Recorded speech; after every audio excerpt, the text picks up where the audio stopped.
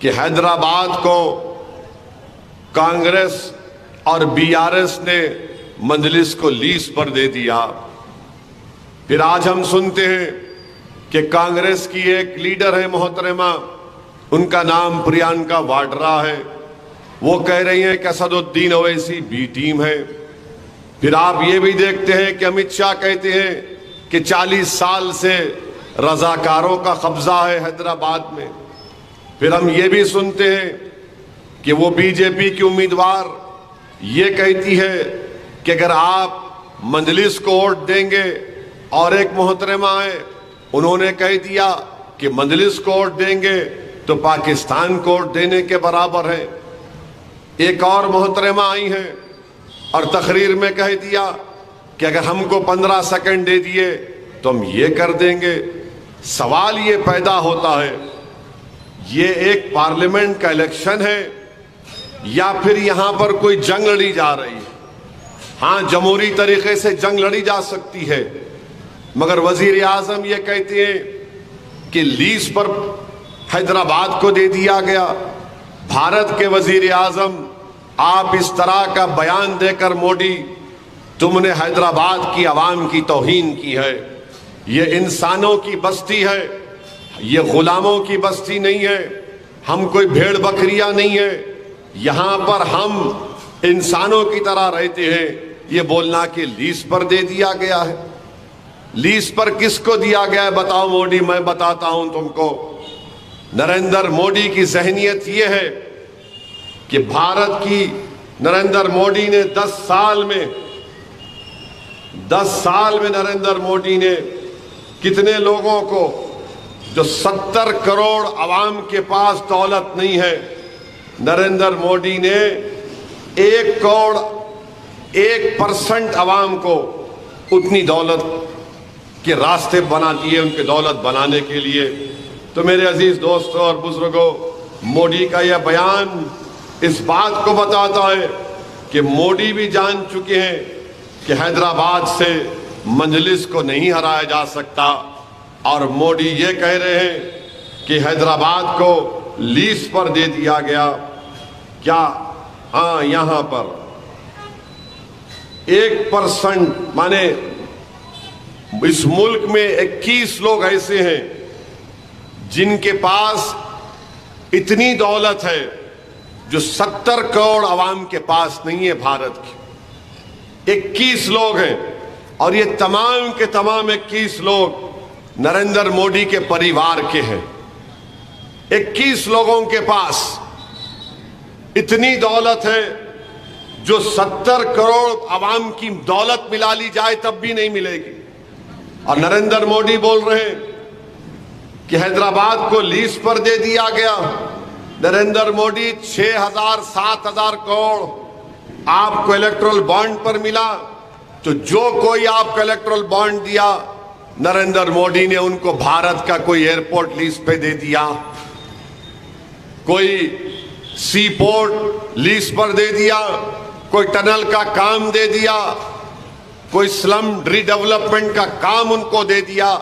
ये नरेंद्र मोदी ने किया। और नरेंद्र मोदी ये कह रहे हैं कि हैदराबाद को लीज पर मजलिस को दिया गया है। सुनो मोदी, 40 साल से हमने हिंदुत्व आइडियोलॉजी को हराया है।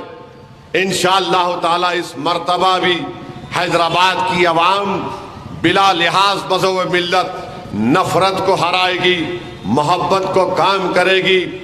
जो लोग हैदराबाद में फसाद बर्पा करना चाहते हैं, तुम्हारी पार्टी की कैंडिडेट जो तीर का निशाना इबादतगाह पर लिया, इंशाअल्लाह ताला हैदराबाद की आवाम नफरत को यहां पर बदतरीन शिकस्त देगी। हम हैदराबाद में कोई फसाद नहीं चाहते, हम हैदराबाद में कोई दंगा नहीं चाहते, मगर ये काम नरेंद्र मोदी की पार्टी करना चाहती है। अब आ जाइए, प्रियंका वाड्रा ये कहती है कि असदुद्दीन ओवैसी बी टीम है। अरे बताओ प्रियंका वाड्रा, आपका भाई अमेठी में हार गया तो क्या मैं वहां पर दूल्हे भाई बनकर इलेक्शन लड़ रहा था? बताओ प्रियंका वाड्रा, महाराष्ट्र में आप शिवसेना से अलायंस करते हैं, क्या उद्धव ठाकरे सेकुलर है? वो शिवसेना जिसके लोग 6 दिसंबर के दिन कहते हैं कि हमने जाकर वहां पर बाबरी मस्जिद को शहीद किया, आप उनके साथ बैठे हुए हैं। बताओ प्रियंका वाड्रा, पिछले बार 190 सीटों पर आपका और बीजेपी से मुकाबला हुआ, मैं नहीं था, आप 16 सीट जीते और मां बाकी सीट पर बीजेपी कामयाब हो गई। अब के बार शायद 200 कितने, अब इस इलेक्शन में एग्जैक्ट नंबर ये है, कितना नंबर है, एग्जैक्ट नंबर ये है कि इस इलेक्शन में 300 सीट पर आप लोग मुकाबला कर रहे हैं। आप लिखकर बोल दो कितने सीट आप लोग जीतेंगे। यानी 2019 में 92% सीट आप हार गए। और बताओ प्रियंका वाड्रा, आप आम आदमी पार्टी से आपका अलायंस है दिल्ली में, वो बीजेपी का साथ देती है 370 निकालने में कश्मीर का। उत्तराखंड में यूनिफॉर्म सिविल कोड बीजेपी लाती तो आपकी पार्टी के एमएलए वॉइस वोट के जरिए यूनिफॉर्म सिविल कोड की तायीद करते हैं और हमसे कहते हैं हम बी टीम है। मेरे अजीज दोस्तों और बुजुर्गों, इन सब को मंजलिस से बड़ी तकलीफ है और इसीलिए आज आप देखते हैं कि एक बीजेपी के एक उम्मीदवार हैं, महाराष्ट्र से आए तो यहां पर बोल रहे 15 मिनट 15 सेकंड हमको दे दो। अरे मोहतरमा, जाकर आप मोदी से कहो मैं तैयार हूं, मुकाम बताओ, मैं अपने अफराद खानदान के साथ आऊंगा अपनी औलाद को लेकर। तुम क्या करोगे? 15 घंटे तुमको दे रहा हूं, तुम क्या करना चाह रहे बताओ मेरे को। तुम क्या कर सकते? तुम अखलाक पीलू खान रकबर की तरह तुम वही सलूक कर सकते, या तुम मुख्तार या फिर जिसको गोली मार दी गई तुम वो कर सकते। तुम क्या करना चाह रहे? तुम वक्त बताओ मेरे को, मैं आने को तैयार हूं। मगर ये मत समझो कि तुम्हारी इन धमकियों से मैं डर जाने वाला हूं। मैं यकीनन तैयार हूं मौत के लिए। मैं मौत से नहीं डरता, मैं डरता इस बात से हूं कि जब कब्र में जाऊंगा तो अगर मेरे आमाल का हिसाब पूछा जाएगा और अल्लाह अपने हबीब के सदक़े में करम नहीं करेगा तो फिर मेरा क्या होगा। मगर मौत तो बरक है। तुम क्या समझ रहे कि तुम भी नहीं जाओगे इस दुनिया से? अरे मुझ पर 2-2 मरतबा 3-3 मरतबा मेरे ऊपर जानलेवा हमला हुआ।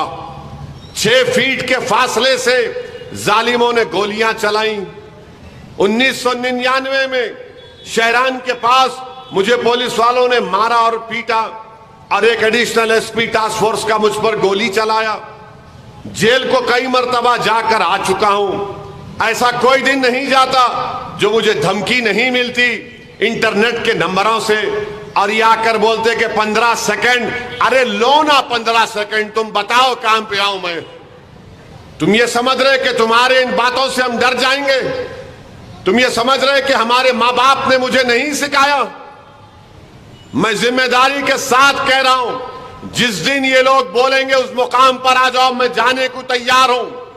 मैं अपनी मां को और अपने मरहूम बाप को शर्मिंदा नहीं करूंगा हशर के मैदान में इंशाअल्लाह ताला। जिंदगी अल्लाह की दी हुई है, मौत आएगी, मौत बरक है। मौत जब आती है तो कोई फना नहीं होते। एक घर से दूसरे घर को मुंतकिल होना वो मौत है, उसको मौत बोलते हैं। फना तुम लोग हो जाओगे इंशाअल्लाह ताला, हम फना नहीं होंगे इंशाअल्लाह ताला। और क्या कर रही है पुलिस? ये कान में रुई है इन लोगों के कि 20 साल के एमपी को कोई आकर बोल रहा कि 15 मिनट 15 सेकंड दे दो हमको। क्या कर रही है तमाम जिम्मेदार लोग? अगर वो बात मैं बोलता तो क्या होता? अब तक तूफान मच जाता, टीवी पर शुरू हो जाता, पूरे कूद जाते कि देखो असदुद्दीन ओवैसी तशद्दुद की बात कर रहा है। मगर कोई बीजेपी का लीडर बोलता है तो सबके मुंह में दही जम जाती है। मगर सुनो मोदी, मैं आपसे कह रहा हूं, तुमसे कह रहा हूं, मौत से डरने वाले का नाम असदुद्दीन अवैसी नहीं है।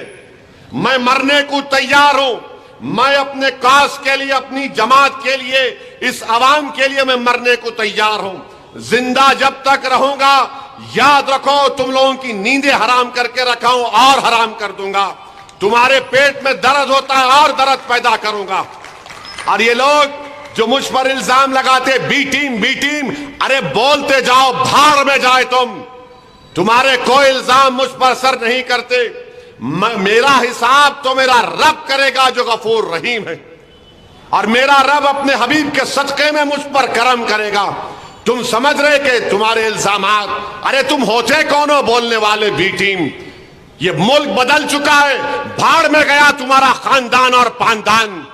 ये मुल्क अब बदल चुका है। तुम समझ रहे कि तुम्हारे इल्जाम लगाने से मुझे कुछ फर्क पड़ता? अरे मैं इस रास्ते पर मेहनत करके आया हूं, पुलिस की लाठियां खाकर आया हूं, जेल को जाकर आया हूं। तुम ये समझ रहे कि चमन में चल के मैं आया यहां पर? गोलियां चलाएंगे, अरे चलाओ गोली। डराएंगे, अरे कौन डरेगा? किसी के बाप से डर नहीं डरने वाले हम। असदुद्दीन अवैसी सिर्फ अल्लाह से डरता और अल्लाह से डरता रहेगा। हुकूमत तुम्हारे पास होगी।